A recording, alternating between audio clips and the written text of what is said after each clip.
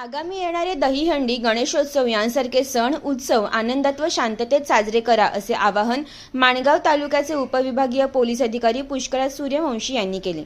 येणाऱ्या विविध सण व उत्सवाच्या निमित्ताने तालुक्यात शांतता व सुव्यवस्था राखली जावी या उद्देशाने माणगाव पोलीस ठाणे येथे 17 ऑगस्ट रोजी सकाळी शांतता कमिटीची सभा उपविभागीय पोलीस अधिकारी पुष्कराज सूर्यवंशी व पोलीस निरीक्षक निवृत्ती बोराडे यांची उपस्थितीत आयोजित करण्यात आली होती। या सभेत पोलीस अधिकारी पुष्कराज सूर्यवंशी यांनी उपस्थितांना मार्गदर्शन केले। यावेळी सभेत मार्गदर्शन करताना पोलीस अधिकारी पुष्कराज सूर्यवंशी म्हणाले की आपल्या भागात दहीहंडी व गणेशोत्सव हे सण मोठ्या प्रमाणात साजरे केले जातात।